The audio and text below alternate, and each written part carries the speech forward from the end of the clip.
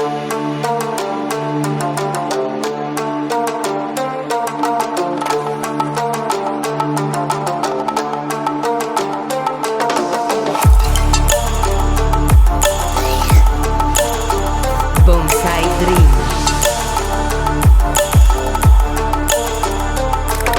everyone, welcome to my YouTube channel and thank you so much for following me. For this new episode I'm gonna refine this beautiful Mugo pine. This tree is a very famous tree here in Italy and in Europe as well. It's a bonsai for many years and was originally collected and styled by the famous Italian bonsai master Salvatore Liporace, that is also my friend. I fell in love with this tree when I met Salvatore already in 2008 when I saw this tree in his bonsai garden. For many years I tried to purchase the tree and we went back and forth, and finally after many years the tree found his way to my garden. After I got the tree, and the tree needed to be repotted because was already in his pot for many years.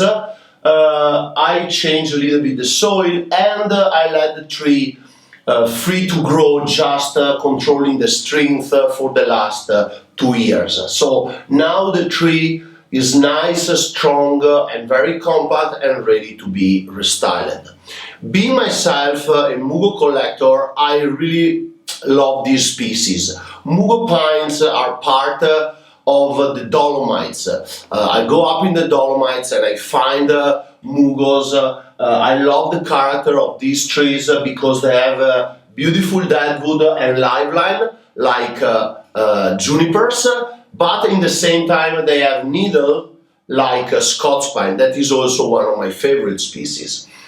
This tree has a beautiful S movement going up from the base up to the trunk. In fact, you can find the article of the style of this tree by Salvatore in his book, and the name of this tree is Cobra.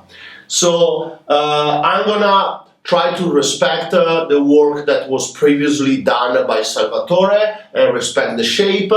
Probably I'm just gonna tilt a little bit the angle of the front to the right side to kind of see better the curve of the tree and the shari line, and maybe also give much inclination to the left because I want to try to avoid to see this part of the base that in my opinion is a little bit ugly. So if I can kind of hide in the surface of the soil this part and lift up the first curve of the deadwood will be much better, but we'll see on the way to the styling. So these are some choices that we can always recalculate along the work. So first of all, the bigger difference between Mugo pine and Scots pine in terms of maintenance when we have to wire the tree is that Mugo is very sensible if we pluck the needle by hand, because the Mugo pine has a stronger cuticola and we risk that when we plug the old needle we're gonna scratch away also the cambium of the tree and create a lot of damage to the bark, and the tree is losing a lot of moisture.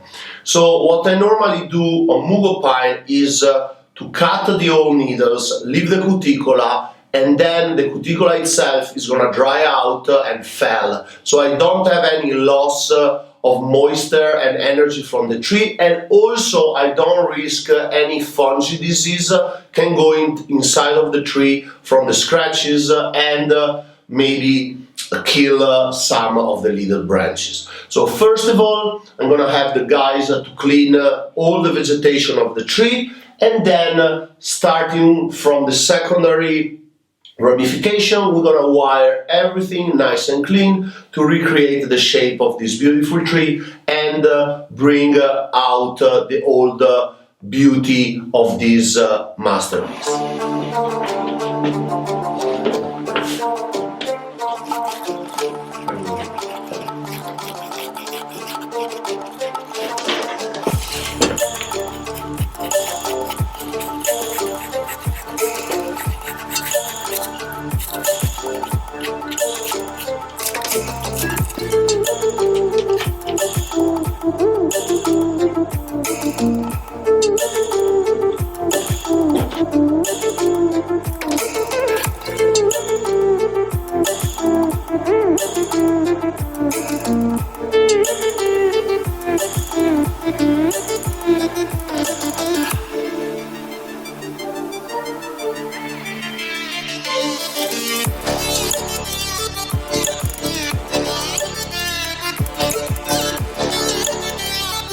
So now that all the foliage is nice and clean and the deadwood is also clean as well, we are ready to start wiring all the secondary and fine vegetation. So now the guys will start from inside, going outside, and we'll wire all the green masses to then put everything nicely in position.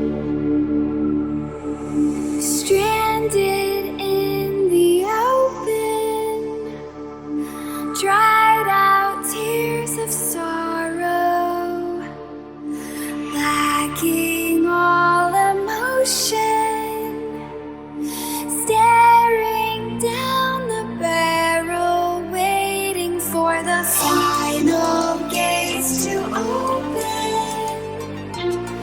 to a new tomorrow, moving with the motion, following the light that sets me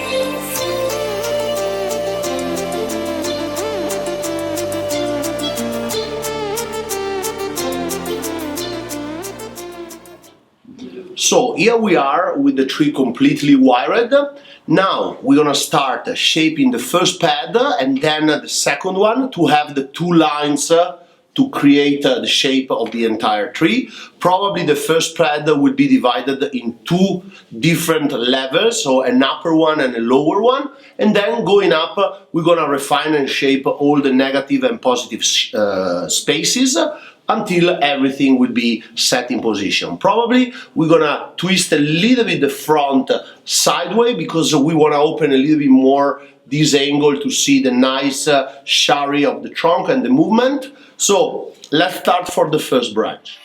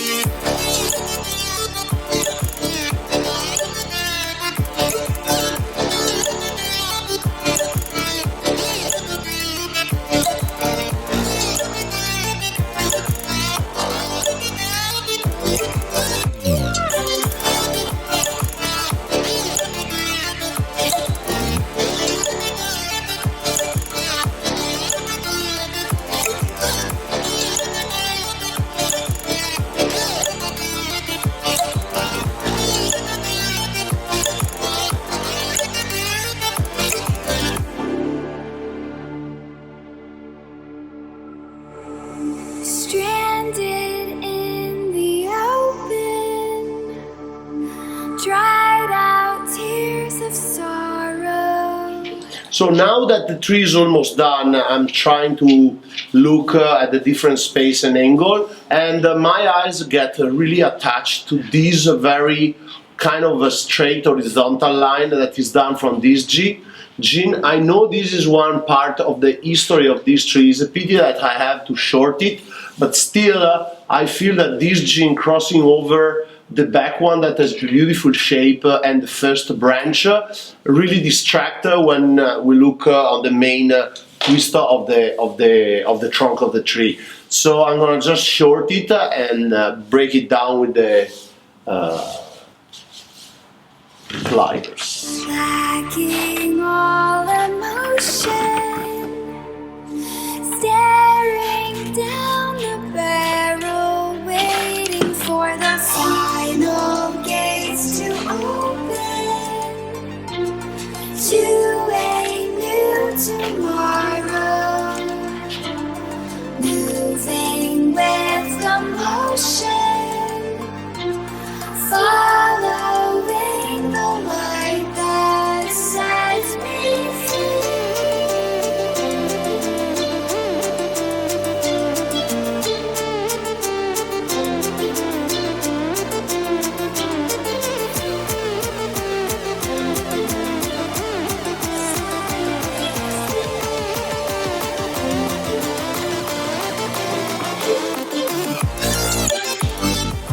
So the work is done. I'm very happy about the refinement of this tree. I'm super happy that this tree is back in shape, and I'm also very happy that the guys that work on this tree, Fabiano and Christopher, did a great job. I'm super happy they was able to made all the nice pad and shape with a little bit of my help.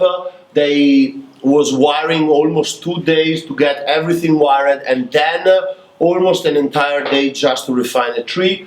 The tree now is back in shape.